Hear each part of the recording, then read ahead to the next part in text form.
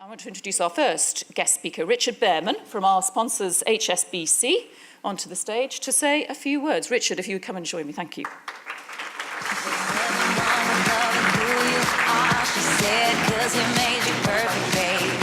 Now, Richard, do you mind standing there while I tell a little bit of information about you? It looms large, doesn't it? Yes.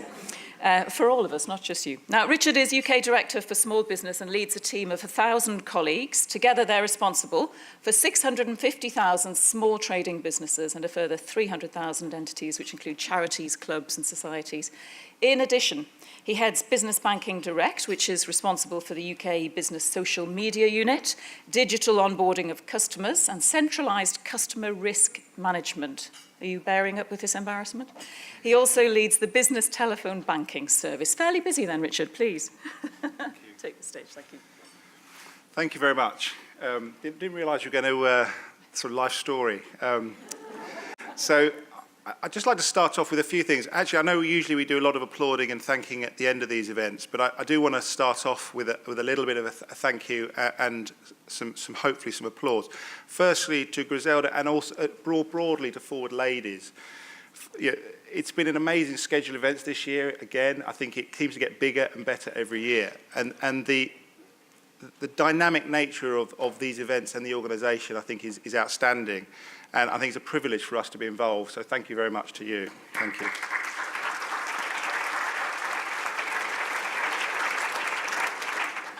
I'd also like to thank one of our own. So I'd like to thank Deborah White, who is actually effectively been promoted to a new job just recently.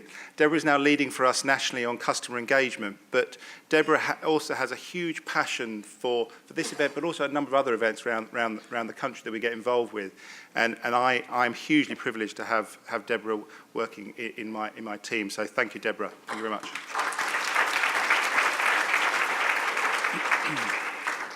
So we are in fascinating times at the moment, and hopefully the sense of what I'll talk through is I am an eternal optimist. I have a huge optimistic sort of streak and will always try and see the best in situations, but it is unusual at the moment. There's a lot of politics going on. So the tweeting is fair. I'm not allowed to comment on politics in any way. I sense I might drift into it a little bit, so please take care with tweets. Don't get me sacked. But it feels impossible not to comment on what's going on in the world at the moment. And we do step on an amazing position at the moment where we might have three leaders of some of the major economies of the world all being women. What with Angela Merkel in Germany seems to have been around sort of leading the charge for a long time, obviously here in the UK. And if you put the politics to one side, I think she's doing a pretty good job. And obviously the big one in the States. We're heading towards that. And I think my optimistic hat says that shows how far things have changed, how far diversity has come, and what a powerful position that is.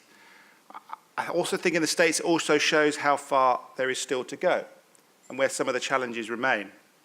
I do think actually in the States the real hero through all of this is actually not the ex-First Lady trying to become president, but actually the current First Lady, who is just amazing. I don't know if anyone saw the latest debate, but I was sort of thinking if Michelle was on stage, I just had this sense that she would have really taken him to town. But it's fascinating what's going on there. But it does give me this sense of how far things have progressed. And it seems to be a bit of a theme. We held an event recently at HSBC for some of our most long-standing members of staff. So these people have done 42, 43 years with previously Midland Bank and now HSBC.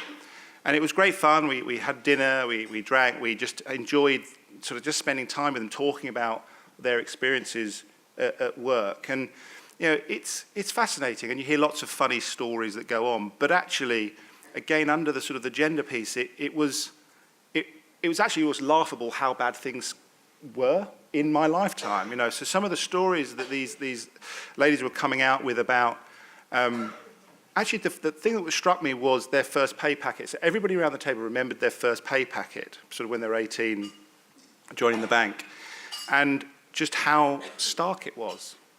And although there's lots of surveys and lots of investigations and lots of work being done about gender equality and gender pay equality, actually, you kind of back then, well, it wasn't any need for that because it was just as stark as you like. You get this and you get that. And it was kind of, wow, that's in my lifetime.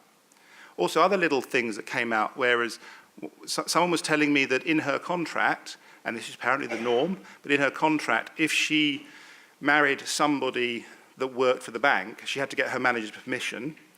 And then when they got married, she had to resign and effectively reapply because that was the way it was done. And you hear stories like that, and you do kind of, you almost laugh around the table going, it's just unbelievable. And it does make me realize how far we as a society have come, but then you still see the stuff that you think, well, there's so much further that we have to still go. But it gives me optimism to think, so much progress has been made from those stories that were the norm 40 years ago. It was a theme that came through an event that Forward Ladies ourselves and Microsoft and the IOD were all involved with. There was a series of roundtable discussions around the UK, and there was one held at the House of Lords probably about a month ago. And it was a sort of similar sort of, I guess, audience, a room of maybe 80 female entrepreneurs discussing the issues, discussing the challenges, talking about business, talking about the challenge they had in business. There was a lot of emotion in the room. There was a lot of debate, a lot of energy, a lot of passion. And at times there was a bit of anger as well. There's a bit of frustration in the room as well. But I think what brought it together at the end was the real sense again of, yes, there's lots to be achieved, but let's not forget how far things have come and where the progress is. And I think then that the next stage of that conversation that stuck with me is that the belief that every generational shift, there's a step forward, and the next generation coming through finds things that little bit easier to create business, to be an entrepreneur, and so on. And I think that theme was quite strong through the day. And then that then gets you thinking about your own sort of situation. And I got two children, 2 boys, 8 and 10, just turned 8 and 10. I made the mistake earlier today of saying that I have to leave slightly early because I've got to go home and babysit. Someone pointed out, you don't babysit for 8 and 10-year-olds. They would be appalled to hear I had said that. But you should talk to children. My wife challenges me that as the father of 2 boys, the biggest challenge for me is to raise 2 feminists. We could probably spend the next 2 hours debating what that means and is that right, is that wrong, and so on and so forth. And me and my wife do spend a lot of time debating this. But it does mean we talk about diversity, and we talk about issues at home. And again, that's what gives me optimism and gives me confidence and makes me feel positive about the future. Because when you then talk to children about this sort of stuff, as difficult as it is, actually they cut through it really, really crisply and really, really cleanly. So I just finished with two comments, two observations that give me positive energy for events such as this and positive energy for the future, which is just 2 stories that came out from my children recently on the kind of diversity just generally. One relating to gender diversity and gender politics, and the other brought a different area of diversity, and I'll start with the latter. We were talking, or my now 8-year-old at the time, 7-year-old son, was talking about one of his heroes, Freddie Mercury. Arthur regularly will come in dressed up as Freddie Mercury in I Want to Break Free video with the Hoover. He gets that from his dad. But he regularly comes in and he just loves Queen and loves Freddie Mercury. And he was sitting around and he sort of said, well, was Freddie Mercury always gay? Was the comment my son came out with. And we sort of talked about it and said, well, yes, he was. And we started talking about the fact that early on in his career, he had to sort of hide it a little bit and wouldn't talk a lot about it. And it wasn't the sort of thing that, because people were funny about it, and we just sort of talked about it gently and softly, and then started talking about the fact actually it wasn't that long ago that it was illegal to be gay, and that people were put in prison to be gay. And Arthur came out with this comment which will live with me forever, which was, why would people punish people for loving someone? And it's just that sort of comment that a child makes that's so simple and so perfect and so pure, I think, that frankly all the rest of the debates are meaningless, because you kind of go, in fact I'm here now shivering, because I just think, oh God, it's just so perfect. And we had another conversation with our kids. We're talking, they were studying suffragettes at school. And we're talking about it and discussing sort of what was going on and talking it through and so on and so forth. And my other son, Freddie, he said, so tell me, Dad, so back then, women weren't allowed to vote, they weren't allowed to certain jobs, and there were lots of things they weren't allowed to do. I was like, that's right, that's what happened. And he just went, that's just silly. And he just walked off. And he just left me there, and you kind of go, well, he is. I mean, do you know what I mean? It's that simplicity of children. And I'm not dismissing or patronising challenges and issues and so on and so forth, but that simplicity, I think, is what gives me confidence that there's a generation coming through that just says, that's just daft.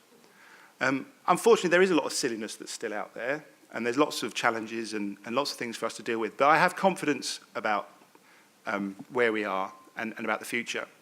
And it kind of brings me right back to here and why I'm so pleased that we're involved. You know, these events are amazing. They're passionate, they're dynamic, the conversation's always excellent, and it's just great having a bunch of entrepreneurs in a room.